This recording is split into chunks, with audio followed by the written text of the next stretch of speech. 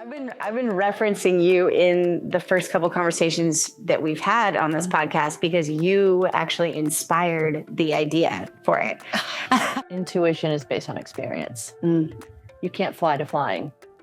So Kelley works biodynamically and regeneratively and non-intervention, and she works with these amazing historic vineyards, and her labels often have murals of the flora and fauna and fairies that are in them, and she names a lot of her wines after goddesses. And when I went into biochemistry, it was more as because I wanted to understand life from another lens than the one I had been learning about.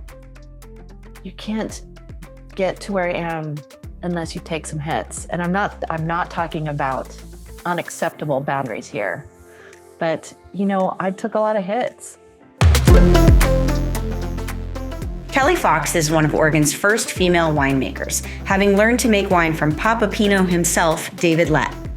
Kelley was the winemaker at iconic spots like Eyrie, Tory Moore, Winemakers, and Scott Paul before starting her own label, Kelley Fox Wines, in 2008, where she focuses on historic, biodynamically farmed vineyards that produce wines of place.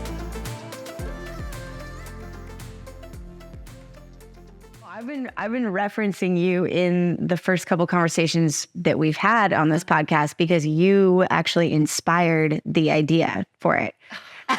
Surprise! When we had the winemaker dinner at Arden, what was it, 6 weeks ago, something like that. I was asking you. Yes, I know. Curl up. I can't sit back in this. You can sit all the way back if you want. I did though. You can take your shoes off. I already got one shoe off. Okay, I'm gonna squirm a little bit. Do it. I'm sorry, everyone, but please swim. So I inspired it somehow. Somehow, because we've been doing all these winemaker dinners, and I'm not trying to say like men are one way and women are another, but I was noticing like the more I talk to male winemakers, especially ones that have been doing it for a long time, I would ask them, how do you make this wine? How do you make this wine? How do you make this wine? And they tend to give almost like their recipe. I've developed I really like using X amount of new oak or X amount of whole cluster. And then I do this style of punch downs. And I got to you, and more and more the wines I would ask you, how did you make them? You were like, I don't know. It just felt right. Like I just did it because it felt right, and I didn't really write it down or anything. And I was like, oh, she's truly making wine based on intuition is what it felt like. Mm-hmm. And it started this larger conversation that I don't know if it's a male-female thing, but are you conscious of that? Like, do you tap into intuition in all areas of your life, or like really when it comes to winemaking? Or has that changed with time? Well, okay. So first of all, I do know one man winemaker who is an intuitive winemaker. Great. Steve Dorner of Christum. Okay. Awesome. I think. Who also was in biochemistry before being a winemaker. Which we're going to get to also. Yeah. Also, I'm going to stress when you talk about it, that has nothing really to do with how I make wine. Yeah. I think that I am an intuitive winemaker in the definition that intuition is based on experience. You can't fly to flying. So it starts first with crawling, then walking, then jogging, then running, and then jumping. So it was a long period of apprenticeship and learning and experience and responsibility before I was able to use my intuition, which is really based on experience, not to be confused with the kind where someone just had a feeling and it was very operating out of a feeling or an opinion or just something from their limbic system. There's a difference, you know what I mean? Yeah. But I didn't start that way, right? I had to learn. I went to seminars, I read books, I did things by the book. I learned many different ways of doing things. And then in time, I dropped much of that as I learned working in the vineyards with plants, and also based on things that I've studied since I was very young. Old texts from different, they're all patriarchal religions that, like Judaism, Christianity, Buddhism, even Hinduism, because I had to read the Bhagavad Gita and the Upanishads in high school. So incorporating these kinds of things into the work later on, things that I've been studying my whole life. So it's not, the way I approach the wine isn't just winemaking anymore, but I had to start there or else I wouldn't know how to solve problems. But you're saying there's almost like, yes, there's the winemaking, the tools of that, but you're also tapping into sort of or is that what you're saying? That you're tapping into this larger, like meta spiritual, whatever else is out there that kind of comes into your process as well? Well, because we aren't living in closed systems like you would in a science lab, when you can do science when you have a closed system and controlling the variables and studying something. We all live in an open system. Everything's connected and interrelated. So to make wine just in this false closed system of just vines and dirt and the winery and things that we've learned so far about chemistry is very limiting. Because in fact, the fruit in the vines and the wines are connected to the stars and to the earth and gravitation and all these other forces that I don't understand and don't pretend to, but I like to consider myself an unfinished vessel to contain these things, if you will, if that makes sense. It does. And there's so many directions that I can't wait to go in. I'm wondering, do you want to talk, should we pause and talk about this wine that you brought to kind of start us off?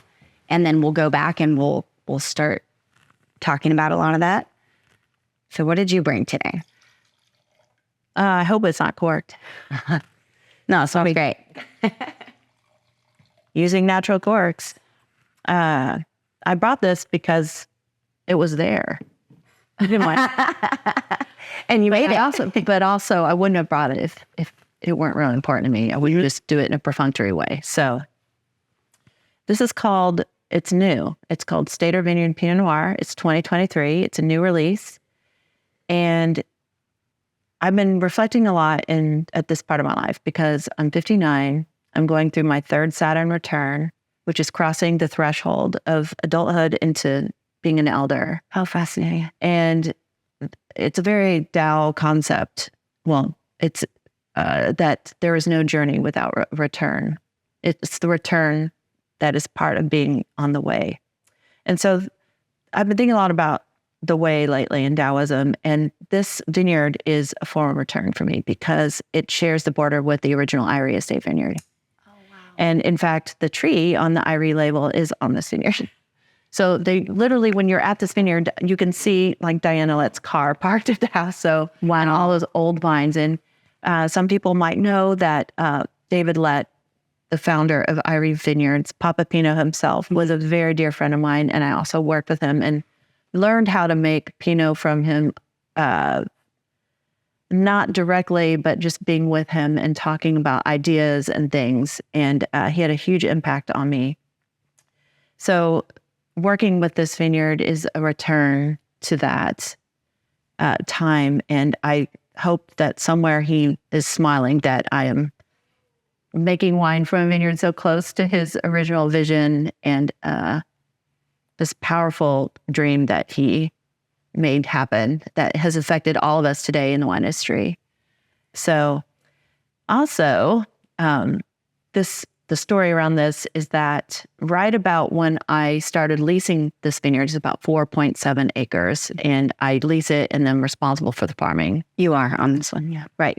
I don't drive the tractor. This means I hire a vineyard management service, which it happens to be the father of my children, who we haven't been married for a long time, but Sterling Fox, and he also has been managing Marsh Vineyard all this time and the acreage that I leased there. So he's doing the farming, but we've already started doing the biodynamic things there. But it so happens that in 23, when I took this on, I knew that I was going to Wales to visit my younger daughter, who's been living in London for a few years. And I decided to finally read The Myths of Avalon. Everyone's read that, right? But me, it's about the Arthurian legends through the lens of Morgan Le Fay and the woman's perspective. So it's feminist, if you will. And so Wales is where all this happened. And so I was reading about all these groves and fairies and goddesses and trees and things like that. And this vineyard happens to look a lot like what a fairy grove would look like. And so it's surrounded by all these really old cedars and trees and mixed forest, and it's just all cozy in there in this grove. So I feel like if I were younger, before the change that happens when you're 8 or 9, that I would see little folk running around. So I love that. And this is a great transition into, so my first introduction to your wines was probably in 2015 or 2016. And exactly as you're describing, kind of the lore that I feel like surrounds your wines, for maybe you approve of it, maybe you don't, but it's like, oh, Kelley works biodynamically and regeneratively and non-intervention, and she works with these amazing historic vineyards, and her labels often have murals of the flora and fauna and fairies that are in them, and she names a lot of her wines after goddesses, and I always thought of Kelley as, like woo-woo in the most amazing, beautiful way. But then I find out you have degrees in biology, biochemistry, a PhD in biophysics. And a lot of people, I think, would say that those are mutually exclusive worlds in some way, like art and science, or, even spirituality and science. How do you view that? Or do you feel like they're very much intertwined? First, a small edit. I didn't get a doctorate in biophysics. I entered the doctoral program in biochemistry, studying proteins, and then left the doctoral program. Gotcha. So I don't have a PhD. Okay. But I do have an undergraduate degree in biochemistry and biophysics. Thank you for that. Yeah, I just want to let you know. So, I think that, maybe the problem with people viewing science as an antithesis to spirituality or art is that we've become, especially since industrialization, but before that, a very Cartesian, meaning only what we see, can touch, and feel is real, and everything outside of that is not. This is a function of a certain zeitgeist that has been happening, and also in relation to capitalism, honestly.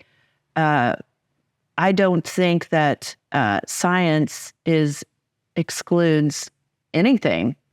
Science is just another way of looking at reality and nature, often using mathematics as the language. Mm-hmm. So when I went into biochemistry, it was more as because I wanted to understand life from another lens than the one I had been learning about, which was my previous degree. I studied a lot of anthropology and a lot of literature, geography. I did a lot of seeking using mushrooms. Mm-hmm. Mm-hmm. I'll be honest. Did a lot of seeking. That's coming back around now. Yeah. So I went into biochemistry to learn about life in a way that was uncomfortable for me. I had trouble with chemistry the first time I was in college, and originally I wanted to be a veterinarian, and a fine artist. Wow. And I struggled with chemistry because I was in a very large class, and so I just dropped it and changed my degree. So I tried it again. I learned that I loved it. It was fascinating, and so biochemistry to me was learning about life. And even in my first year of studying biochem, I learned about how unbelievably beautifully timed and elegant our processes are in our cells, about how organelles actually somehow align with each other to channel substrates in an efficient way. That how do they do that? How do they know to do this? When cascade reactions to make something, things happen with not too much energy, just enough for it to happen and create things. And it was, the more I learned about it, the more I loved it. And just, I don't know, I don't think it's incompatible at all. And it made me appreciate life so much more than I even did before. We have these ideas, and a lot of it's true, that the science is kind of like, I don't know, kind of like engineering where you just do the same thing, very technical and stuff like that. But if you go past that, it's a whole open world. You could posit that all the time that I'm spending in front of the vines, putting on the biodynamic preps, how could you not say that really what that is entanglement and entrainment, as in quantum entanglement, looking and acknowledging each vine you're together over and over through the year. Maybe that's informing me somehow of how I'm going to treat that in the winery, and not really just these things that I think I'm doing. You know what I mean? Is it really these preps? Is it real? I don't know. Actually, I'm not strictly biodynamic anymore, but I do incorporate that into it because I have this feeling that intention does affect probabilities. We've always known that. Yeah. I mean, for some people, that's what prayer is. One is this is probably the very oversimplified version, but a lot of people have heard of those studies where they put like the water, 2 glasses of water, and one has a bunch of happy things written on it and the other has a bunch of angry things. And when people look at the happy things, like it actually changes the molecules in both structures of the water. So I totally believe we're connected. Yeah. We're water. Yeah. So, I mean, think about, in Macbeth, was it, where the witches are stirring the cauldron? What are we doing in biodynamics? Like I have a big giant tamale pot and put water in there and we're dynamizing that thing yeah. I'm putting intention into that. But not too precious, Yeah. I'm not too precious about all this. I think there has to be a balance between being super intentional and thinking I'm having an effect, and also just realizing I don't have control. I'm just one little piece in a very large dance. So I have to let go and not think it's me and it's not my ego. I'm not in control of this. So you have to have both happening, or I have to have both happening for it to be okay. I mean, it's a great metaphor for life, Because I'm not in control. My whole life demonstrates that. So, personally. Well, before we get into biodynamics, correct me if I'm wrong, was one of the reasons you originally pursued science and some of these science degrees that you were interested in plant medicine and shamanism, and we're planning to go in that direction? I was interested, and always am interested in plants. Yeah. Yeah. So when I first studied biochemistry, I hung out with a professor in my biochem department who was pretty eschewed by the rest because they thought he was really weird. He didn't fit in. He wore, oddly like David Lett, he wore safari outfits every day. And he had those big Einstein eyebrows and ear hairs, and his white hair was a mess. And he always wore the same safari outfit every day. And I used to go, his name was Dr. Loomis, and I used to go hang out in his office and talk to him about plants. I don't know why I did that, but I did. That wasn't what I was really focusing on. I was definitely studying proteins. But I learned a lot from him about plants, and mostly how little we know and understand. Because, I think our animal, our ape brains just have trouble perceiving the time scale and the sentience of plants, the plant world. And we just assume that there isn't because we just don't have we can't see that, right? So after talking to him and taking a very formative geography class about, it was called alternative medicine in the early 80s from this really wonderful professor. It was a really hard class. I decided that I wanted to use biochemistry to learn more about plant medicine and how plants heal. And it's so dated now, but I wanted to go live with people who were working heavily with plants, either in the Himalayas or in the equatorial zones of the world. Like ayahuasca and San Pedro and whatever's down there. Whatever. But then with the mind of bringing that to being produced, these secondary metabolites of plants as medicines here, which looking back on it, you couldn't be more appropriative and extractive culturally or materially than that. So, but also really ahead of the curve, because I think now people are realizing, for better or for worse, how incredible and powerful those plants are. And there is this huge wave of people in Western cultures wanting to harness that in some way or be able to learn with it, but how do you do that in a way that is respectful? And there's plenty of plants here that are healing right here. And so we're here. And so we could work more with these here, as it turned out. But I didn't know, I didn't know. So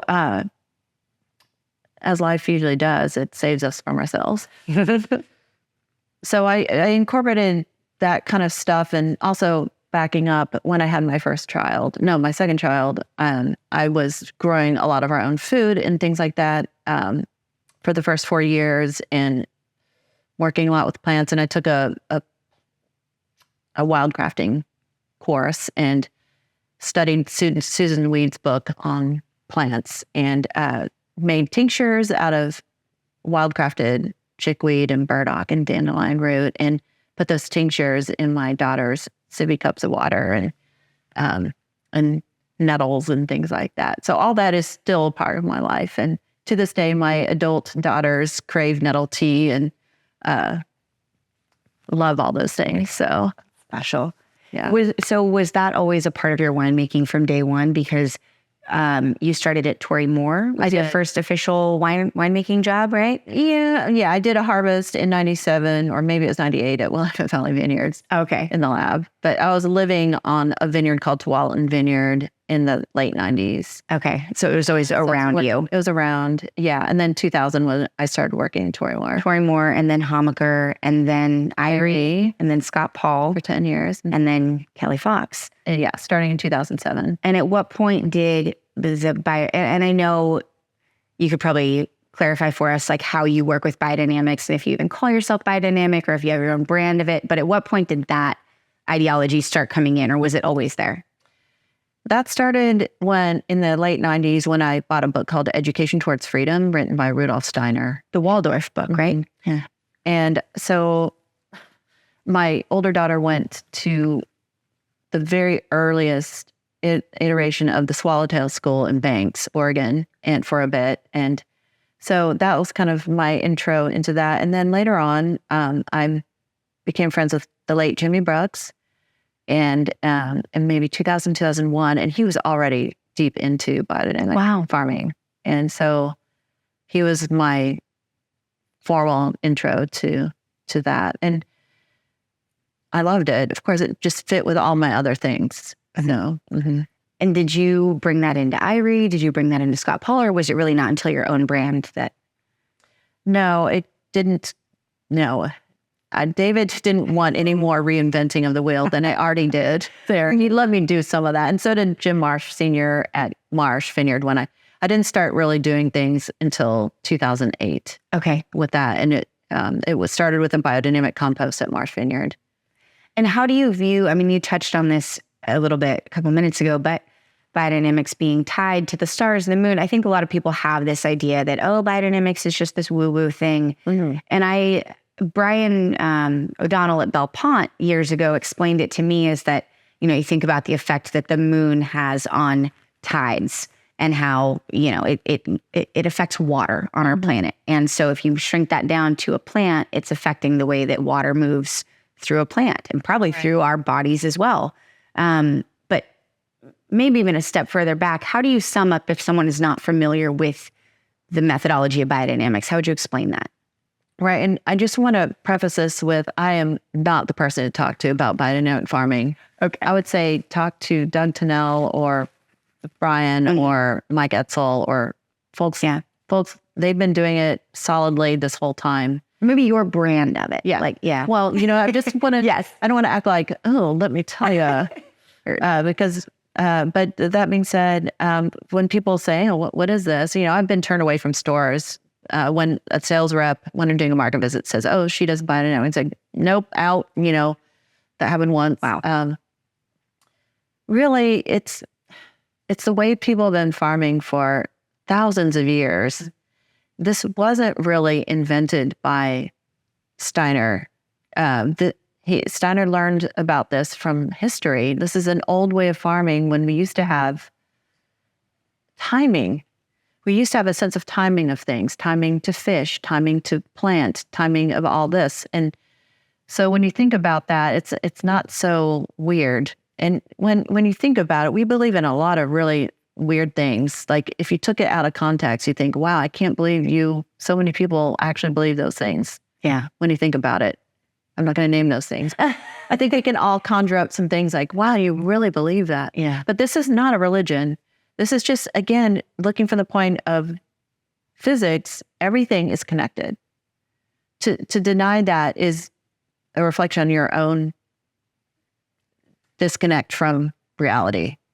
So it's more like re-harnessing that connection and timing to nature, to the world that is below us, beneath us, running through the plants. It's all coursing through us all at the same time.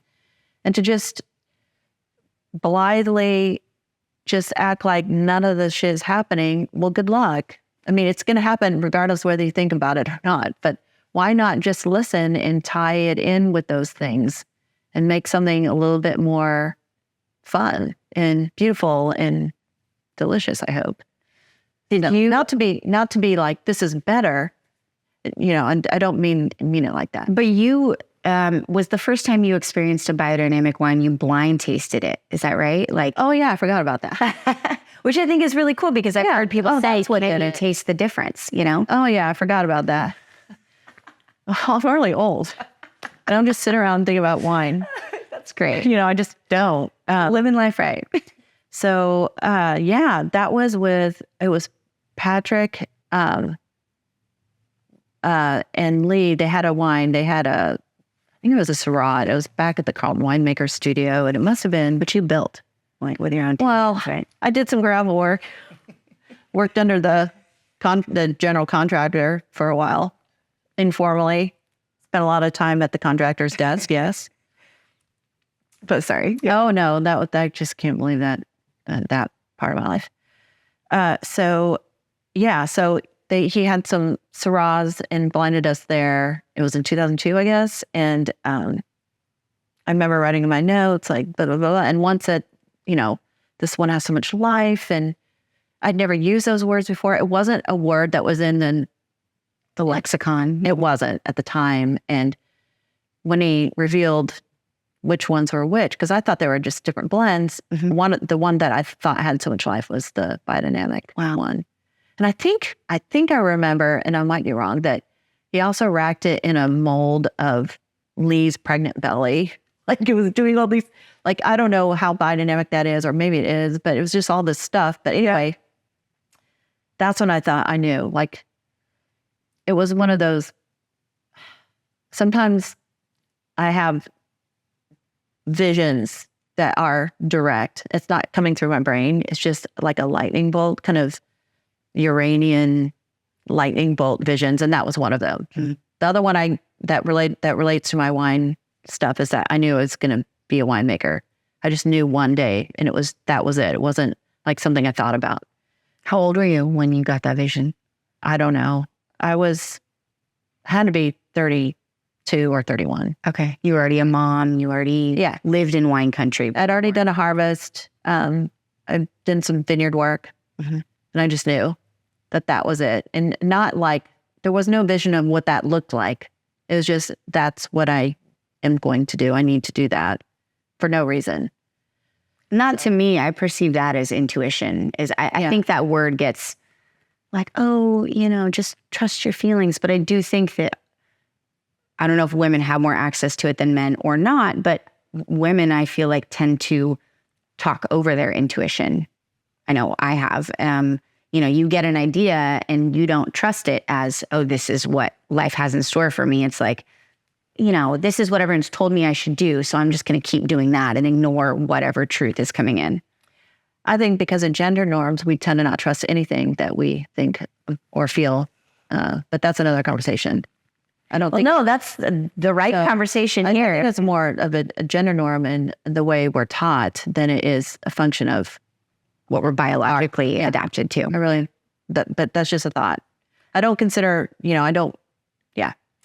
But I think also that kind of intuition to me is neither the mind nor my feelings. We aren't really our thoughts or our feelings. There's a self that is above those things. And when you have those kinds of intuitive whispers. They're always quiet, but they rarely have if they have a lot of emotion with them or a lot of ruminating, that's probably not what I'm talking about. You know what I mean? Yeah. Yeah, that's so it's so clear, like ringing a bell. And I hope you have many of those in your lifetime. I think I'm learning to like, I think those come through more when one is intentional about being quiet and listening, because it's so easy with the phones and the schedules and the driving and it's very easy to have those things get drowned out. Solitude, which you are a student of, I would, understanding. Well, it's best for humanity as well. I'll be honest. I'm not the easiest person to be. It's like, I have a lot of energy in here and it's uncomfortable to be around sometimes. So, well, one last idea on biodynamics. I have always perceived biodynamics as kind of an inherently feminine practice, in the sense of like syncing up with lunar cycles. Like the more women are relearning about their bodies, like I didn't learn this until I was 30, that your body will naturally sync its cycles up with the moon, which is not something that men do. And once you know that, it's kind of hard to not compare when a whole farming ideology has that at its core. Is that ever something you've thought of? And I'm grateful so many men are jumping on board with biodynamics, which is great. But I think of it as this very like divine feminine thing. Well, back to Miss of Avalon. I'd encourage you to read it if you haven't. I have not. I haven't thought about it exactly like that. I think that the more men or people who consider themselves men get in touch with those things, the better too. Yeah. I think I like the balance, right? Like not too much on one side kind of thing. Yeah, and that we should all have those energies inside of us. But, there's so many, this is a lot to unpack, because they're, there also. Yeah. But, there's a lot to unpack there with gender and gender norms and farming and things like that. Yeah. I don't consider farming either a masculine or feminine thing. I think it could be both, depending on the person and one's relationship with everything. So I've heard you talk about wine in terms of music and art, like describing the experience of drinking a wine is almost like hearing a song, or even making the wine as hearing the song of the vineyard. Is that still something that rings true for you? Yeah. Well, like all important topics, words always fall short. It's hard to even know someone by the words and stories they tell you. And same with wine. It's just so inadequate. So sometimes when I'm trying to talk about, people often ask me when they say, why do you do all these different vineyards? And what's the point? And things like that. And that's when I usually bring up the music analogy, which is, I think that each of the different vineyards, I think I've worked with like 9 single vineyard Pinots right now. It's as if these places on earth they're written.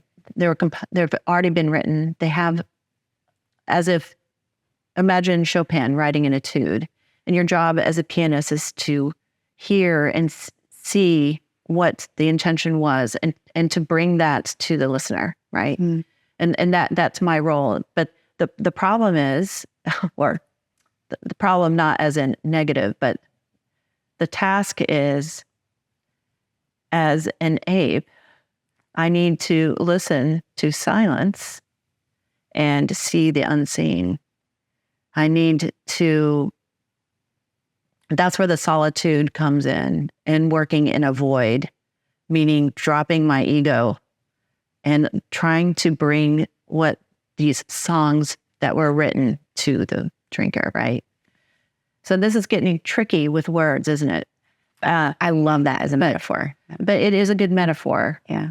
For me. I also use Bach a lot when I'm talking about how everything's connected, and meaning that when you hear a fugue that Bach wrote, it always starts with a motif, and then the motif is changed and something's added or subtracted, and then it builds on itself. And then this small little motif, all of a sudden you really, if you could see the music, you would be looking into stars. And you'd not just be looking at stars, but you'd be looking like if the earth's moving and it's like this, all the stars. And that's kind of how I think about the work too. And so this is just one part of it. So why do that? Because to me, there's a lot of talk right now about how alcohol is bad in any amount, and this is just booze, and intoxication is bad, and I totally get that. But that's not really what this is. I mean, you could use it for that, but what this is considering all these things that you just said, is to give people a sense of belonging and home when they take this in, right? So in order to do that in the winery, I have to be very sensitive and intuitive and work in a place of nothingness, and not a place of active, but in a place of good timing and inactive. It's both, right? And so that these vineyards are being transmitted the way as best as they can be by someone like me. And I'm always learning new things each year. It's always a state of wonder. I say, oh shit, wow, like this is amazing. Or often too, some of my wines make me really nervous because I didn't make them. So, and so I'm going to see, I can't talk about anything in one piece. It has to be connected to all the others. And I'm finally going to be impatient and stop, but I have one more thing to add. Yeah. So this brings me to my relationship with perfectionism. And my relationship with perfectionism is that I don't have one. I can't do wines like this and also have perfectionism. So this means that these wines are what they are, and I have not cajoled them into being something that my perceived audience would consider perfect, whatever or whoever they may be. So these are just what they are, and they're very vulnerable, and they're moody, and they're alive, and sometimes it will tell you to fuck off. And other times especially when you're not paying attention to them, they'll just go, whoa, but I don't want them to be perfect, because perfect to me, I don't have the arrogance to know what that is, especially when it comes to natural things like wine, which are related to things that I don't understand. And also because that means they're complete and they're static and they're dead, and it leaves no space for a connection between my wines and the drinker. I have to leave a big, huge ass space open for that, right? And I don't know what that is, and I have to leave that there, and I have to just deal with that. So that means I'm not in control of it. And it's always, so there's times when I'm really nervous about my wines. It's like releasing them into the world. There's nights where I'm up. Like I didn't tell you about this story. Here's a story that will just crack everyone up. I have this wine that I really love. I haven't released it yet. It's the Durant Vineyard Chardonnay 23. And my Norwegian importer, I love him. He's actually an ex-principal dancer in the ballet. For another artist, yep. There's a lot of those in my world, like people that. So he said, hey, the Monopoly they want an Oregon Chardonnay from Denny Hills, blah, blah. And I said, fine. How about the Durant 22? Because I still have some left. And he said, well, there's more. Let's do the 23 because they may buy a lot. And so I brought a bottle home a few weeks ago, and I opened it, and it tastes like nothing. It tastes like acid and water. And I was just freaking out, and I kept trying it over and over. And I had to pick up my daughter from the airport. She just moved back from London, and I was emotionally unavailable because I was thinking about this wine. I was going to PDX, just going, how do I dump 500 cases of this wine? Like logistically, how do I do it? And then I just put it away for a few days. And then I brought a bottle to the coast where I live, and I opened a bottle, and I said, fuck it, I'm just going to open it. I'm just going to have to face this. So I opened it, and it was beautiful. And I realized it was mildly corked. Wait, the beautiful one or the one that you hated? No. Oh my God. Mildly corked that it didn't have any of the nasty character. Oh. But I believed it. Yeah. Because I don't try my wines very much. Yeah. I drink other people's wines, which is another story. But like I brought home like 8 cases of champagnes yesterday from Portland. But your mind will just run away with you.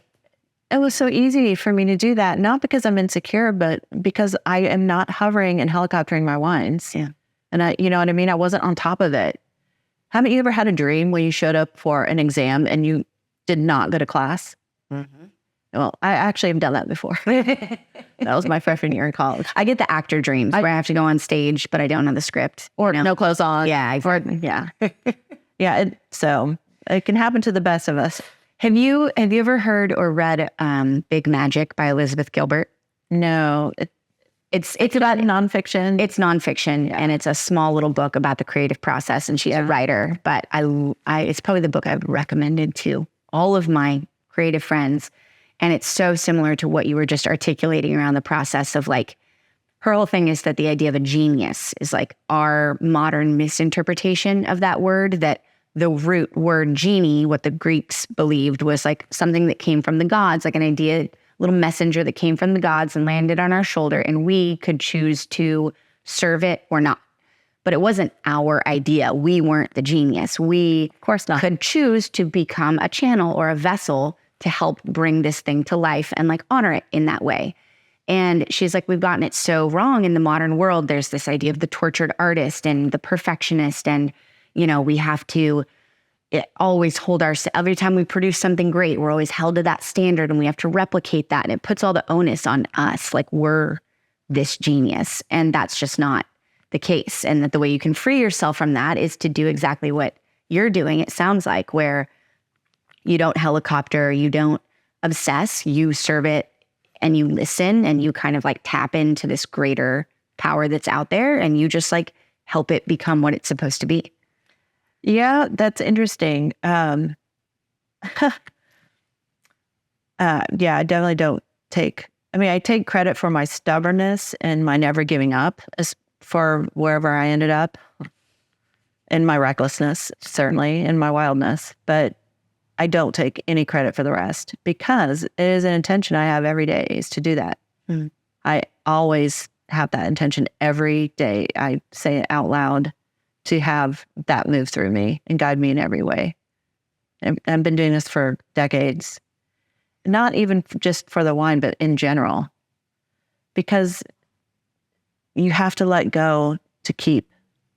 You have to let go to keep. You cannot. You hold on, you lose every time. So I don't attach to those things. I'm not saying that I don't have unhealthy attachments sometimes. I have, and I will again. But do you think being a winemaker informed being a mother or vice versa? I can't separate those. I don't know how to separate those. I'm a whole person. Yeah, I can't compartmentalize anything in myself that way. I'm one of those people that it's all one thing. That's why it's very hard for me to talk about any one idea because it's all connected to every other thing for me. Does that make sense? Yeah. So so I mean, I could also say that doing a lot of salsa at the Cha-Cha Club informed my winemaking. You know how white women dance. We always, I was taught that once, you know. I didn't dance like that, except in the 80s I did this thing. But I used to go to Cha-Cha Club starting with Arabella Hall.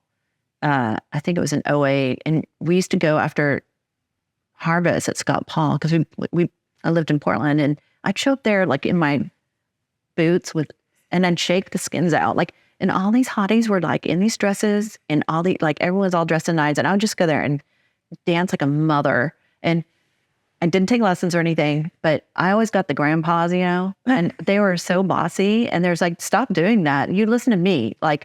So I started like watching these grandpas and just like, okay, he did this. I have to turn just instead of it being about me expressing myself, which I also love to do. I love dancing. I learned to have fun with the dance of watching and responding. And it was fun for me. I didn't take a hit. I didn't feel like I didn't have problems with that. And I did a lot of salsa. Like, I mean, I got a VIP card. It was probably a low moment in my life is getting the plastic VIP card from Francesca. And you have to remember, this is it was on Grand and Morrison. It was under a karaoke bar that was very sad. Okay. And like, it was one of the saddest places you'd ever see. And then you go downstairs and it's this dark basement and people are packed in there from Cuba, Puerto Rico, Dominican Republic, all these places. And it was amazing back down there. And I spent a lot of time there. So I could say maybe that informed my winemaking. I don't know. Yeah. But I used to go there a lot. I think dancing is like one of the most life-giving I love it. things that we can do for ourselves. And it's what people did there. Like it wasn't for picking each other up or anything, like no matter how.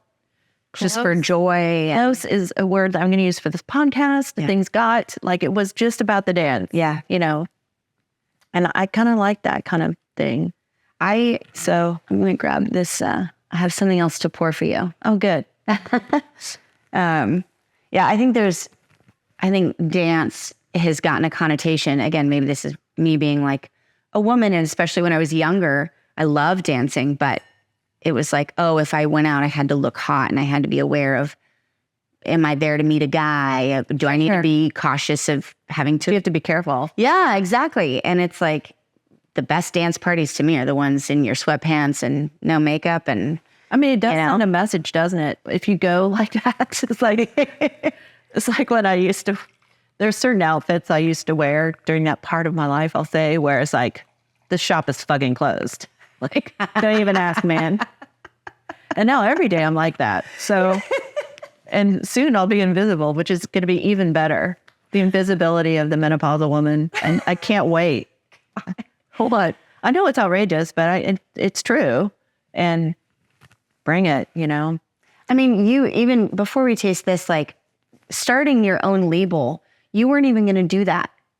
Am I wrong in that? Your dad kind of got to make you do it? No, I was so poor and overworked and underpaid. And I had about 3 different battles of the underworld that I was going through. Like, seriously, like in Hades, like karmic battles of the underworld.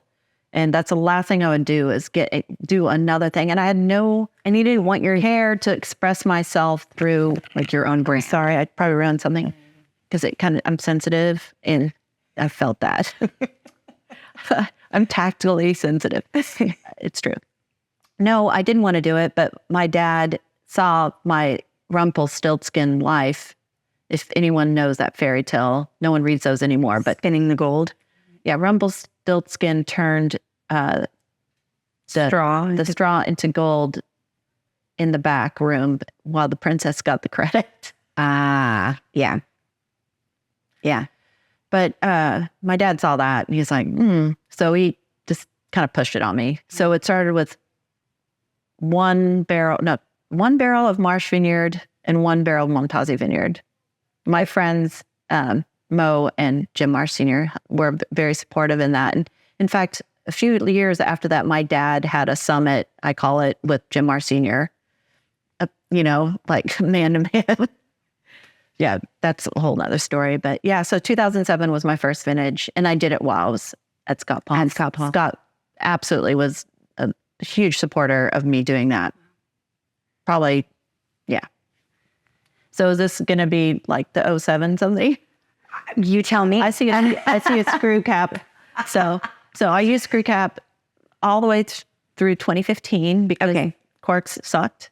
And I got so tired of corked wines, and look what happened to me a few weeks ago. Yeah. Well, I know. I know screw caps can have like this connotation of, oh, is the wine worth a high price? But it's like I totally get not wanting to. This package costs more than this. Really? Yeah. I used Saver Glass and Stelvin Ceranix screw caps, and it's a very expensive package. I did it for the wines. Is it aesthetically pleasing? Absolutely not. But my Japan importer and dear friend and teacher, Masaki Sugahara, or Mr. Sugahara, introduced me to some new ideas about corks and metal. So that's a long story. So just starting to work with him in 2016, I chose, based on what he showed me about my own wines without saying anything, to work with cork. And by that time, by 2016, the cork industry had changed so much. You can get better. So it's either natural cork and they're coated in organic beeswax instead of silicone. Most corks have to be covered with something so that in the cork jaws, they don't stick. That makes sense. Yeah. I used to run the bottling line when I was at Eyrie. Okay. Well, this does smell incredible. I know it was in the screw cap, but I don't drink my own wines very much, so.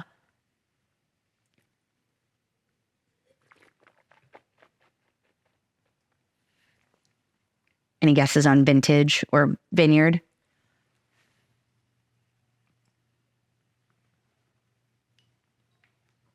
Not really. If it were recent, I would, but let me just give me a second. Yeah. Just give me a second. It smells gorgeous. There's a lot of sappy sweetness to it. It definitely has some age on it. It's still very fresh. And a lot of like iron. Yeah. Yeah. Okay. Well, if you're saying iron, you already told me. Because when I think of iron, ferrousness, I think of Nuit Saint-Georges. I think of Henri Gouge. So I would probably, and when I think of Henri Gouge, I think of Momtazi. Oh, interesting. But this isn't that, is it? It's Marsh. Did Marsh gets big when it's old. My first instinct was Marsh, but you said. This is 09 Marsh. Oh, it is? I mean, Scott Paul. But it's Scott Paul, but you made this, right? Yeah, but I don't know any of those. Oh. Like, I haven't had a Scott Paul wine since I worked there. Really? Yeah. But you were the head winemaker here, right? Yeah. I did try one that was called Entre Nous, which is some Marsh that Jean-Nicolas Mayo and I made together in 2013. I did try that recently, but I haven't had these since, my God. Well, I was so that no wonder I didn't recognize, because this is I'm going to explain myself. Yeah. The way the wines were at Scott Paul were way more lush than more oak, I'm assuming. Yeah. Just, no, not so much more, maybe 10%, but just the style was much more lush than my own. So that threw me off a little bit. But this would be hard for me to say it was Marsh. I was looking for like an 03 Eyrie or something. And I have an 04. I couldn't find one. And I was trying to find something from back in the day that you had made. And I found these Scott Pauls. And so I thought that would be fun to bring in. But maybe you're the one I'll open the 04 with. We'll do an episode. Because I actually made that. We'll just drink some wine. The 03 I bottled. Maitland Finley made that with. And the 04 was the first vintage you made. So going to this. Yeah. May I see the bottle? Of course. So 09, as you may cooler, right? Very young. No, it was a very hot year. Oh, it was hotter? It's a big ass year. Am I mixing up 08 and 09? Yeah. Okay. But 09's, 09 was very hot. And I remember how nice and cool the Momtazi 09 was for what the vintage was. But 09 was a bigger year for sure. A la 06. Gotcha. I knew, I for some reason, like, I know 11 and 13 were cooler, and I'm like, 9 was also. 13 was like 09 until the monsoons happened. So what happened was, thanks to the monsoons, I definitely aged a bit. But I also learned about rain, in the end. It didn't ruin the wine. I love the 13s now. I played a lot of chorales that harvest, like masses and things. It was, anyway. Since I sound like an old person. Back in the day, I'll talk about the vintages. I was going to say, like, you have been around, like, to really watch the Willamette Valley become what it has. And from stories I've heard you tell, like, it was scrappy, and it was, like, there weren't rules, and it sounded like a party, and it sounded stressful and fun. And what has it been like now being on the end where, like, things are a little more regimented and organized? Is it Do you enjoy it less now, or has it just changed? How does it feel differently? Well, I don't participate in it, so I don't know. It could be really great. I am too old to do what I did back in the day. I literally would die. So I should have died. Yeah. There was a time after the deluxe, I climbed an empty grain silo in McMinnville, and it was not functional. And I don't even know. We had a pen light. It was with a winemaker at Panther Creek. It wasn't Michael Stevenson. It was another one. Wow. Why did I do that? I was a mother. Do I need more of those times? I don't. I have memories. But yeah, I mean, sure, it's a little bit more safe, a little bit more staid. People are safeguarding their investors' money. Yeah. People are safe. There's a lot more. There's 700, 800 winemakers. It's like 800 winemakers now. Yeah. And we are in a global glut of wine, and we're in kind of a recession. I mean, things are different now, and life has changed. I'm glad that I did what I did when I did. I was around things that were so fun and so iconoclastic, and yeah, I liked it. A little bit unhinged, some dysfunctional stuff too. Yeah. Well, I want to ask you one last question because I want to be respectful of your time. Thanks. And I could talk to you for hours. But you seem like you've always been someone who is not afraid to say what needs to be said, maybe a little bit of a rebellious streak in I hope, a great way. And I really admire that. Like, do you have any advice to women asking for a friend who maybe struggle with feeling like they need to be the good girl and a people pleaser and make people happy? And you seem to be free of that. The only reason I'm free of it is because I am where I am now, and because I'm old. You can't get to where I am unless you take some hits. And I'm not talking about unacceptable boundaries here, but I took a lot of hits, and what I did is I knew that I was still learning, and nothing was lost in these things. And I took a lot of hits to my ego, a lot of hits to getting credit, a lot of hits to my money potential, a lot of things that especially women encounter. We encounter this a lot, but I just didn't give up. And I endured a lot of silence, and it took a long time to get to this point, but it wasn't like this. I wasn't born like this. I remember the first time I poured wine behind a bar at a tasting room. I mean, I was pitted out. Like, I was so scared to talk about wine. People didn't know about wine.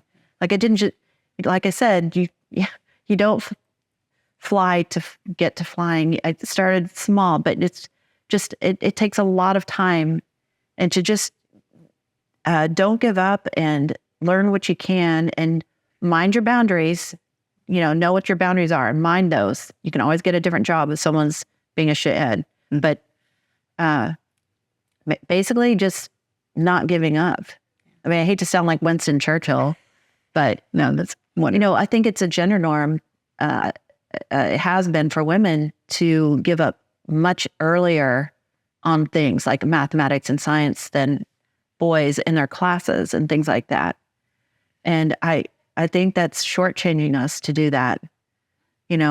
If you look at animals in the wild, like lions, when they hunt, they have 30, 40, 50 tries before they get anything, maybe more. It's like that. So that's my advice. And also talk to older women or women who've done it more, and, lean on them some, because, women belong in this work, and that's why I'm here. Yeah. That's why I'm here today, because otherwise I'm not very social. But I'm thinking about this, and I'm thinking about younger women entering the industry, or you on your path. And that's exactly why I'm here, because it's part of my job. So I really appreciate the opportunity, and thanks for trusting me to be in the space. Thank you for sharing your wisdom and your time. And I know a lot of women are going to be really inspired by this. So thank you. I hope so. Thank you. Cheers. Cheers. Happy harvest. Yep. Back to the vines.